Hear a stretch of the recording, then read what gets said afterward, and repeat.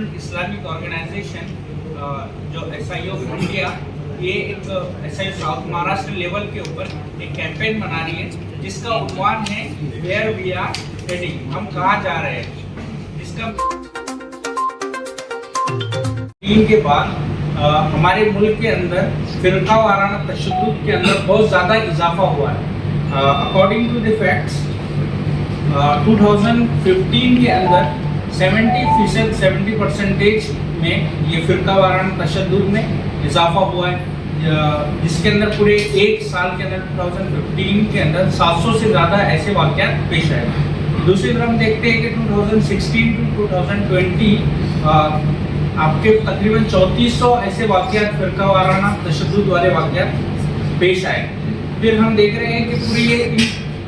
10 सालों के अंदर कोई जो फासिस्ट कुव्वतें हैं, जो फासिस्ट फोर्सेस है, जो राइट विंग्स है,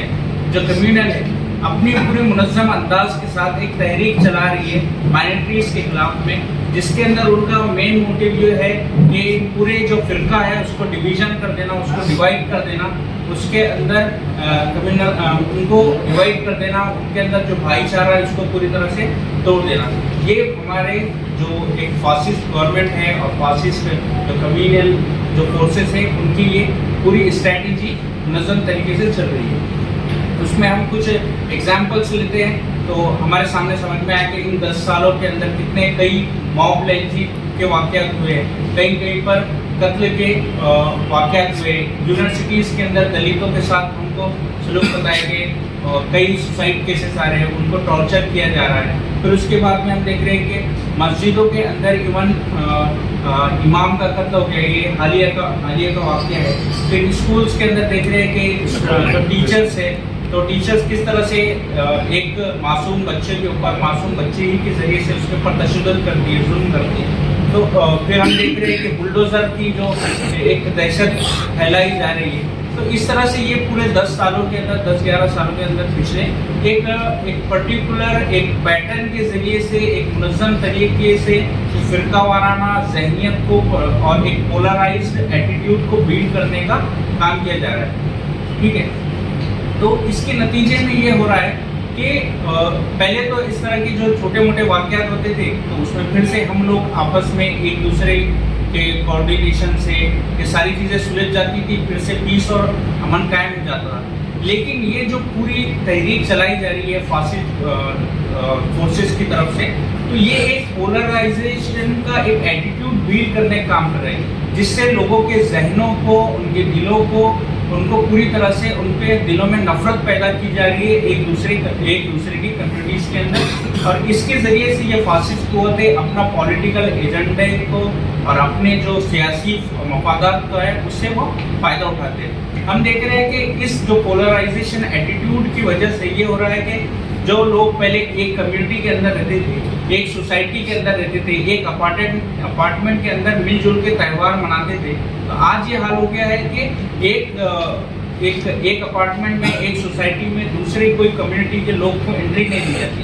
कॉर्पोरेट ऑफिसेस में देखेंगे आप कि अगर दूसरे कम्युनिटी का, माइनॉरिटी कम्युनिटी का कोई अपना ग्रोथ करता है या अपलिफ्ट करता है तो उसको टॉर्चर किया जा रहा है। हम देखेंगे यूनिवर्सिटी और कैंपसेस के अंदर से ही जो माइनॉरिटीज़ है, दलित है, उनको टॉर्चर किया जा रहा है। वो इस नतीजे पहुंच रहे हैं कि वो सुसाइड करें। कई केसेस IIT बॉम्बे के केसेस है, रोहित वेमुला का केस है, नजीब अहमद का केस है, कई केसेस हमारे सामने नजर आया है। तो ये जो काम जो फासिस्ट गवर्नमेंट और फासिस्ट जो कुव्वतें अपनी पूरी ताकत से पोलराइजेशन का जो माहौल बना रही है, तो ये जो पोलराइजेशन है ये हमारे कंट्री के ग्रोथ के लिए, उसकी तरक्की के लिए, उसके डेवलपमेंट के लिए सबसे ज़्यादा खतरनाक है। अब दूसरी चीज़ हमको ये समझनी की है, जो पोलराइजेशन को जो बिल्ड करने के जो काम कर रहे हैं, जो टूल्स यूज़ किए जा रहे हैं, तो वो टूल सबसे बड़ा टूल्स तो हम देख रहे हैं कि hate speeches, continuously hate speeches अलग अलग स्टेट्स के अंदर करे जा रहे हैं, जिसको जन आक्रोश के नाम से। और फिर उसके अंदर ये किया जा रहा है कि एक कम्युनिटी को टारगेट करके उसके खिलाफ भड़काऊ भाषण और ये सब चीज़ें की जा रही है। एक चीज़ तो ये है जो ओपिनियन बिल्डिंग का काम कर रही है। दूसरी सबसे बड़ी ओपिनियन बिल्डिंग का काम और जो नैरेटिव बिल्डिंग का काम जो कर रहे हैं, और वो हमारे मीडिया है। ये मीडिया कुछ ऐसे मीडिया है, सब मीडिया नहीं, कुछ मीडिया ऐसे हैं जो कंटिन्यूसली इन गवर्नमेंट है या फिर फासिस्ट जो चीज़ें फासिस्ट फोर्सेस हैं उनके ज़रिए से एक आम पब्लिक के ओपिनियन को एक नफरत फैलाने का काम कर रही है। तीसरी चीज़ जो है वो सोशल मीडिया है, जिसके अंदर फेक न्यूज़ेस फैलाए जा रहे हैं और एक दूसरे को भड़काने का और तशद्दुद का, फसादात को बिल्ड करने का काम कर रहे हैं। फिर नए नए नारे दिए जा रहे हैं, स्लोगन दिए जा रहे हैं जो आम स्टूडेंट्स हैं, जो आम यूथ को और उनके ओपिनियन को, उनकी जो सोच है उनको बदलने का काम कर रहे हैं। अब हमको एक चीज़ यहाँ पर समझनी है कि कोई भी सोसाइटी और कोई भी समाज जब ग्रोथ करता है और जब उसके तरक्की और डेवलपमेंट के लिए सोचता है तो उसमें सबसे बड़ा रोल स्टूडेंट्स का होता है, और उसमें सबसे बड़ा जो फैक्टर और इंस्टीट्यूशंस काम करते हैं वो एजुकेशन इंस्टीट्यूशन काम करते हैं। लेकिन हम देख रहे हैं कि इसमें सबसे जो बड़ी चीज़ यहाँ पे मुतासिर हो रही है इन सारी चीज़ों की वजह से, तो हमारा यूथ और स्टूडेंट मुतासिर हो रहा है। इसकी वजह से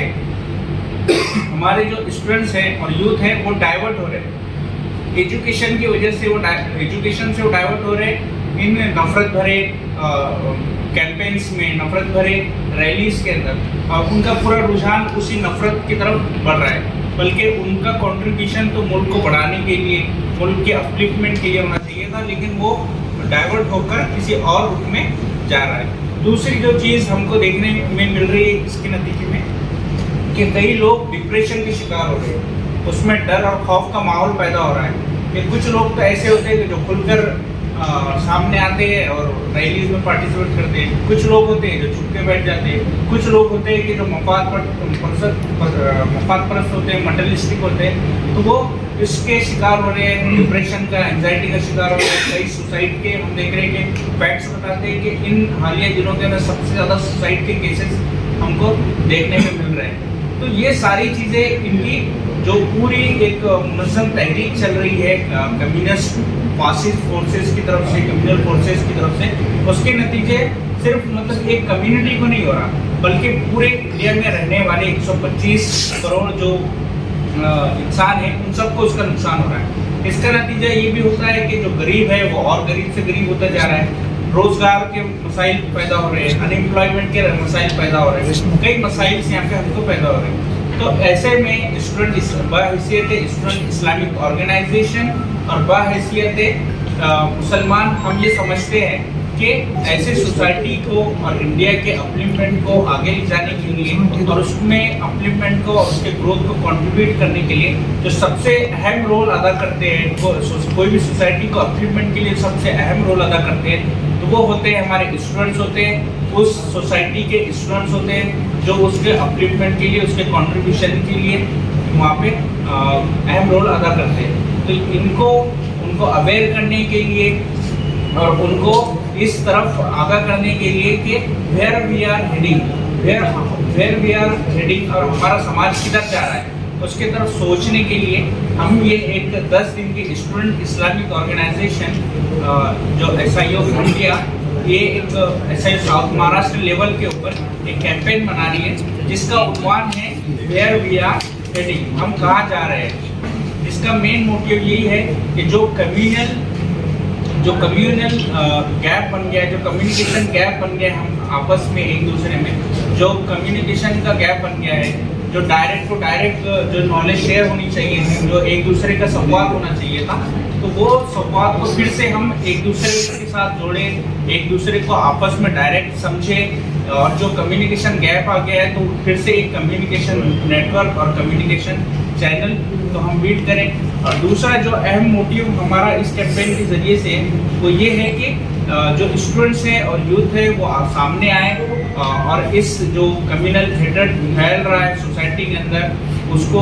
वो नकारे और उसके ज़रिए से एक मोहब्बत का पैगाम और एक आपसी भाईचारे का पैगाम हर कम्युनिटी के